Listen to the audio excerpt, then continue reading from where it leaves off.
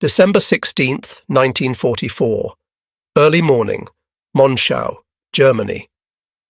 The frozen earth trembled as another salvo of American artillery screamed overhead. But something was different this morning, terrifyingly, incomprehensibly different. The shells weren't striking the ground or the trees. They were detonating in mid-air, precisely above the advancing German positions, creating a lethal rain of steel fragments that no foxhole could protect against.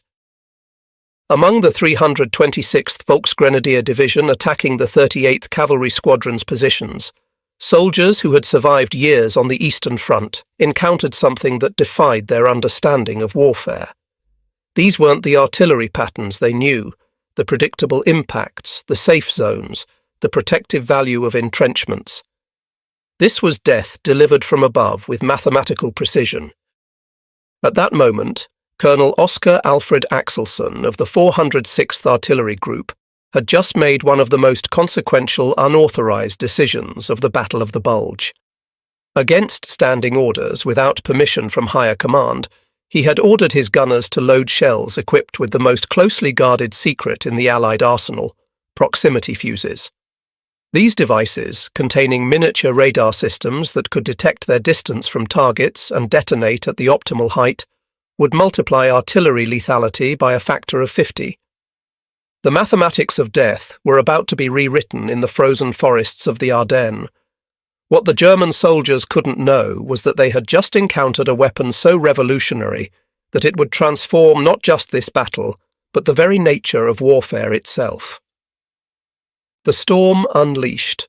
Operation Watch am Rhein, Watch on the Rhine, had begun with tremendous promise for the Wehrmacht.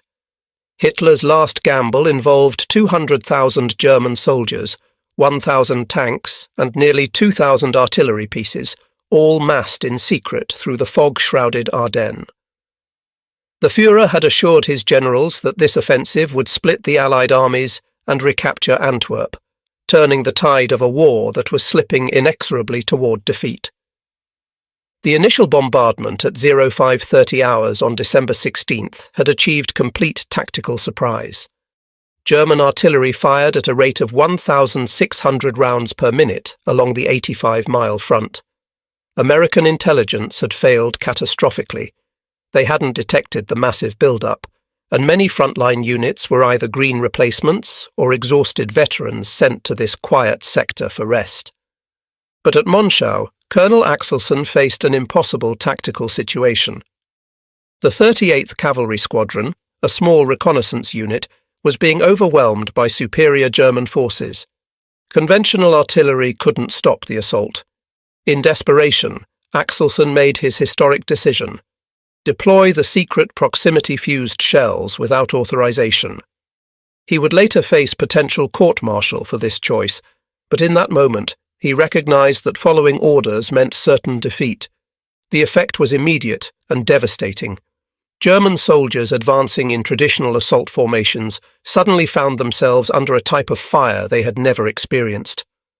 The shells exploded 30 to 50 feet above them, each detonation creating a cone of fragments that covered vastly more area than conventional ground-burst shells. Veterans who knew how to take cover from normal artillery were cut down in their foxholes, behind trees, in ditches, anywhere they sought shelter. The secret science of death. The proximity fuse represented the convergence of American scientific innovation and industrial capacity at their absolute peak. Unlike conventional shells that required direct impact or time fuses that often detonated at wrong heights, the proximity fuse contained a self-contained radar system no larger than a coffee can. Inside each fuse, American engineers had packed 130 electronic components, including 4 or 5 miniature vacuum tubes, depending on the model, that could withstand the incredible 20,000 times gravity force of being fired from an artillery piece. The physics involved were staggering. At the moment of firing, the acceleration would crush a glass ampule containing electrolyte, creating a battery that powered the tiny radar for the shell's flight duration. Dr. Merle Tuve at Johns Hopkins Applied Physics Laboratory had driven this development with Manhattan project-level intensity. The laboratory, disguised as an abandoned used car dealership in Silver Spring, Maryland, employed 3% of all American physicists at peak production. Security matched that of the atomic bomb program. Workers couldn't discuss their work even with families, and each fuse carried a unique serial number for tracking. The technical challenge had seemed insurmountable. Vacuum tubes designed for living room radios had to be completely redesigned to survive being fired from cannons. They had to function while spinning at extreme rotational speeds, work in all weather conditions, and be sensitive enough to detect targets without premature detonation. The breakthrough came through miniaturization techniques that would later revolutionize the electronics industry. Dr. James Van Allen's tubes were no larger than pencil erasers, yet contained all the elements of conventional radio tubes. By December 1944, American factories were producing 40,000 proximity fuses daily. Over 100 companies contributed to the effort, from RCA and General Electric to Sylvania and Crossley Corporation.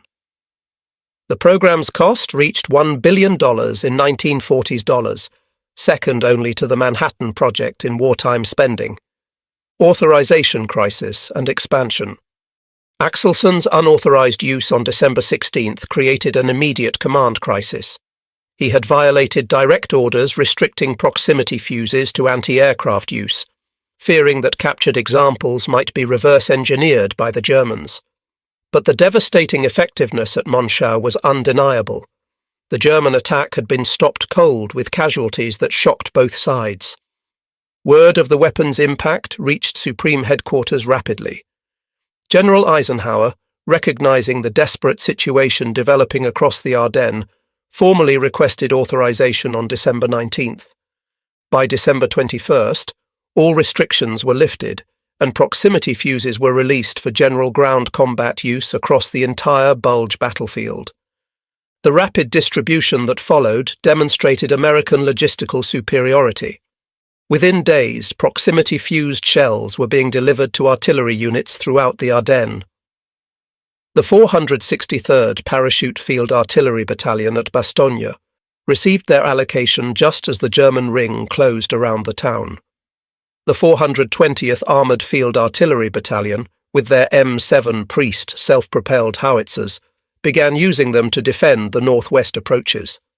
The 969th Artillery Battalion, an African-American unit commanded by Lieutenant Colonel Hubert D. Barnes, employed them with devastating effect southwest of Bastogne. Each unit discovered the same truth. Proximity fuses transformed artillery from a support weapon into a decisive battlefield tool. Forward observers no longer needed to carefully adjust fire. The fuses would find their own optimal detonation point. Accuracy requirements decreased while lethality increased exponentially. Bastogne. Surrounded but superior. The siege of Bastogne provided the perfect demonstration of proximity fuses in defensive warfare. The 101st Airborne Division, completely surrounded and outnumbered, held the vital crossroads against repeated German assaults. Their artillery support included the 463rd Parachute Field Artillery Battalion, equipped with 75mm pack howitzers capable of firing proximity-fused shells. Between December 19th and 31st, the 463rd fired exactly 7,676 rounds, according to official unit records. While not all were proximity-fused due to limited supply, those that were had devastating psychological and physical effects. German assault formations simply melted away under the airburst barrages, with entire platoons eliminated in seconds. The December 22nd attack following General McAuliffe's famous "nuts" reply to the German surrender demand showcased the weapon's effectiveness. German infantry advancing across snow-covered fields in traditional formations were caught in the open. The proximity-fused shells detonated overhead with precise timing, creating overlapping patterns of destruction that left no safe zones. The all-African-American 969th Artillery Battalion played an equally crucial role. Their 155mm howitzers created a ring of death around Bastogne's perimeter that German forces found impenetrable. The larger shells, detonating at 50 feet, covered even greater areas with lethal fragments. German prisoners later reported that attacking units often lost cohesion before even reaching American lines, with soldiers fleeing the